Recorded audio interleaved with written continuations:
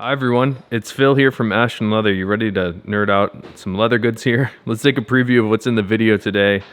I have a 1940s calf, Johnny the Fox, a black and teal Johnny the Fox, a tumbled Verdigris Johnny the Fox with a reverse interior, a marbled cigar shell Cordovan Johnny the Fox, a natural and black shell Cordovan Johnny the Fox, a cigar shell Cordovan with a reverse cigar shell interior, and a 100% color number 8 shell Cordovan Johnny the Fox.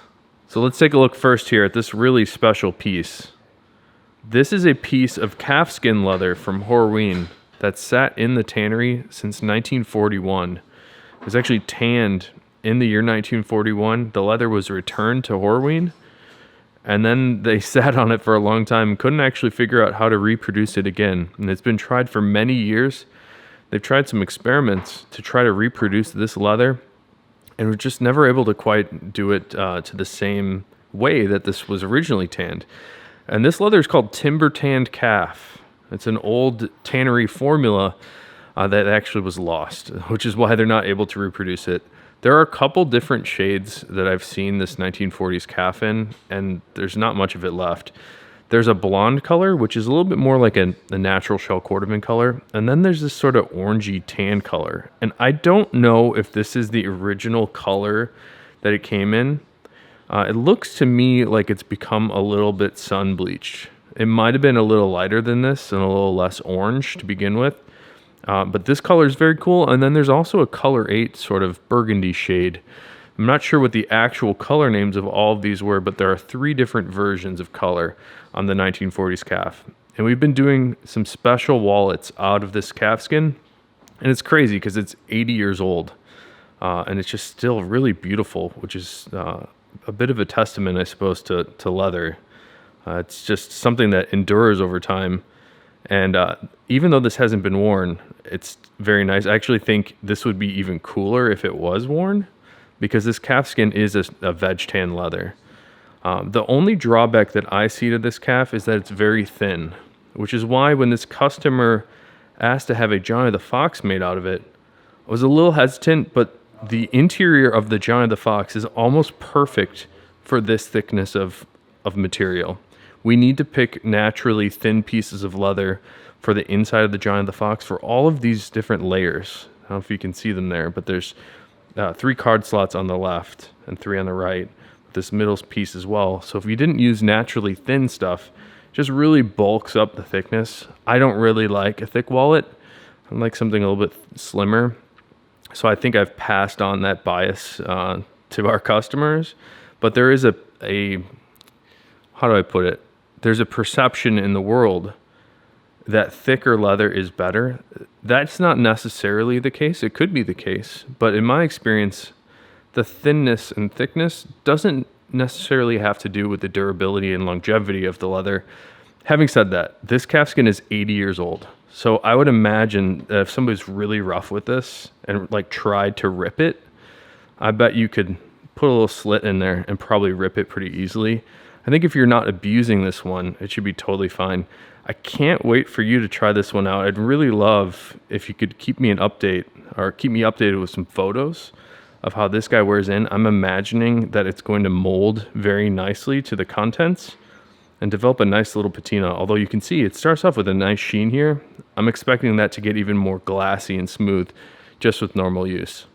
And most of the wallets today are custom makes, but I wanted to show you this Johnny the Fox. This is a standard item for us, so it's not custom made, but I think it's very special. I've always liked the way that a black and teal look together. And the way that I came up with this idea was there was a customer for Horween making athletic sneakers, and they had an idea to tan and stain a leather blue and put a black color on the surface of it.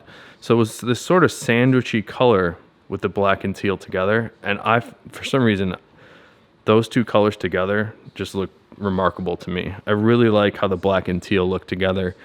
So I decided to start doing some wallets with that teal on the inside. And this is a horsehide latigo leather from Horween.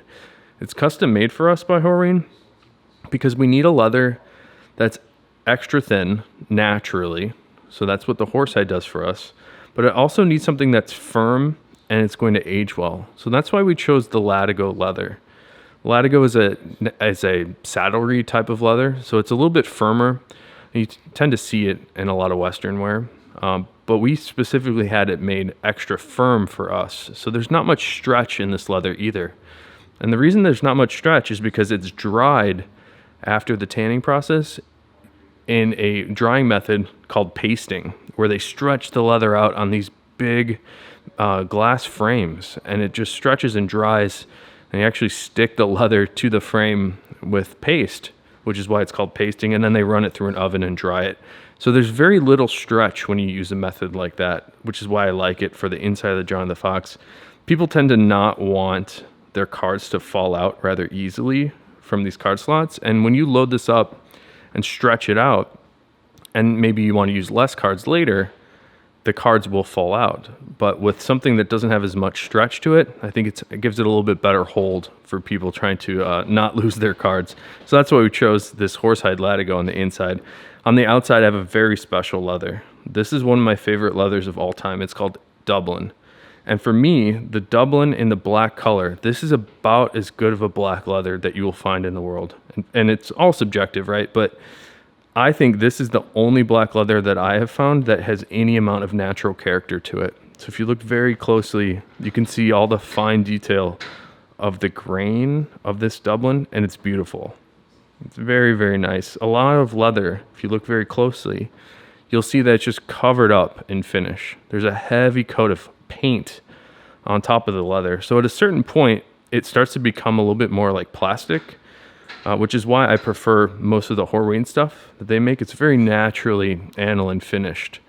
So you get to get all that natural character of the leather. It's very analogous to a piece of wood. Like this table here has been stained. In fact, actually this wood has just been oiled.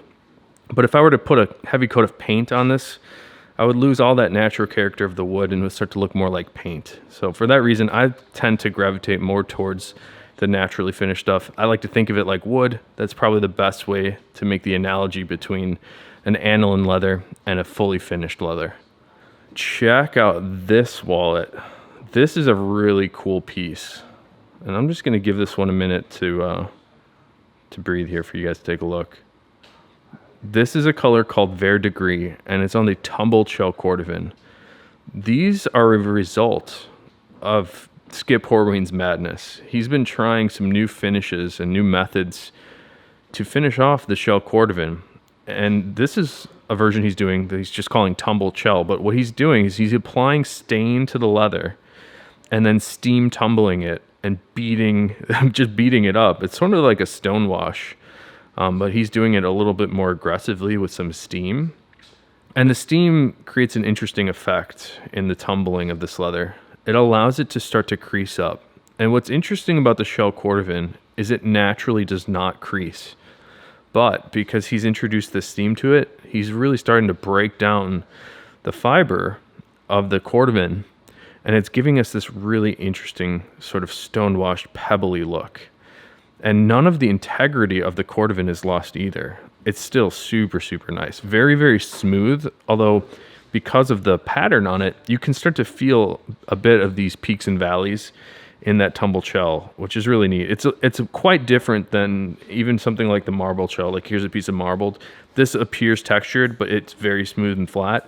The tumbled shells are different. They actually are as they appear. There's ridges to it, which I think is really cool. And I like the Verdigris color. It really reminds me of like an oxidized penny or the Statue of Liberty or something. That's a great color. Check out the inside. And I like this idea a lot. Because this Verdigris color is stained with a similar stain to the black shell, and that's what this is on the inside. This is black reverse. Because it's the same sort of stain, we get the same vibe of color on the black reverse and the tumbled Verdigris. And that's because the black dye that is used for this black shell Cordovan is a green black. And some of that color migrates onto the unintended side of the leather during their finishing process. I think the combination of these two are about perfect. It's like the colors are the same. It might be a little bit darker in some spots. That's a natural feature of the reverse shell Cordovan that I like. I like these random dye marks. I like the natural variation. And perhaps the best part is we get to show off a little bit of the Horween ink stamp right in the center. So I teased you with this one a second ago. This is a marbled cigar shell Cordovan, Johnny the Fox. And I think I've only seen one marbled cigar shell ever. And this is one of the wallets from it. It's very similar, I'd say, to some of the marbled color 8, but perhaps less burgundy in this color. That's probably the only difference. And what I see in this is a lot of orange and a lot of brown, slight bit of red over here. So perhaps a little bit less red than the marbled color 8, but that is really cool. Check that out. I just noticed a bit of green up in here as well. It's interesting, the shells sort of change colors depending on what angle you're looking at them. So different colors and tones pop out at me. But I do see a little bit of green in there as well. And that's actually, let's look at the inside. This is more cigar shell Cordovan. And the difference between the cigar and the color 8 is subtle. So here's a color 8 on the top. If you didn't see these side by side, it would be hard to tell the difference. But the biggest thing that might pop out to you right away is the amount of burgundy in the color 8. It's got much more purple and much more red to it. And it's a tonal variation. Some angles, this color 8 starts to look more brown. But what's happening in the cigar, and the reason that I noticed a little bits of green pop out, is the green stain sort of kills any red in the leather. And leather, we've noticed, tends to want to naturally go a little bit red. So to get more of a true brown, they're introducing some green into the dye blend to kill some of the red. And it sort of neutralizes it out, makes it a little bit more of a true brown. So this is a really cool cigar piece. And I'm hesitant to show this. Anytime we have one of these rare pieces on the inside of the Fox, I'm scared to show them because I know people are going to want this. It's hard for me to get any thin pieces of shell, let alone on a rare color. So if you want one, I can do it. You might wait a long time, and I don't want to offer it because I don't want you to wait. I think we have other great options that are currently in stock. We can do black, we can do color 8, we can do reverse color 8, we can do black reverse as well. And if you're into this, I would say the color 8 is similar enough that it's not worth waiting, a couple years to get the cigar. It might be worth just grabbing a color 8 right now. So when I was prepping out these wallets today, I think this one stood out to me the most. And they're all really special and unique. These are all special orders. And I'm really happy with all of them. But for some reason, this one stood out to me the most. And I think this is, again, my personal bias. I like a lot of character. And check out this epic draw piece of natural shell. This one looks like a tiger or something like that. What a really interesting piece. All these little bits of highs and lows in color. I think it's remarkable. And check it out. When you spin it, it's almost like it's a different color altogether. The color changes and sort of shifts dramatically. And I've been sort of admiring the color shift features on a lot of these shells more and more recently. Like in this angle, it looks a little lighter to me. When I pull it down, it's a little golden, a little bit darker. But the texture and natural character in there, I think that's what makes this one the stunner of the day for me. Check out the inside though. This is really interesting. And I don't think we've done this very much either. But this customer wanted to combine black shell Cordovan and natural shell. So on the right and left, we've got black shell, which is really cool with a light sort of cream color stitch to contrast that black shell. And in the center, we have more of that epic natural shell, that extra nice character. And the other thing that sets this one off a little bit different is the shell Cordovan stamp on the left. And I don't know why we haven't done it. I actually kind of like the cleanliness of without that stamp on the left. I don't mind doing it either, but this is something that we don't normally do, is put that Horween hot stamp on the left, the shell Cordovan hot stamp adjacent from our Ashland logo on the right. This one, I just think because of that natural character on the back, I think this one has to be my stunner of the day. So here's another stunner, but this one's a little bit more subtle. This is a piece of cigar shell Cordovan, which again is a rare color. Everything in the video today is either one of a kind, like this 1940s calf, which is so awesome.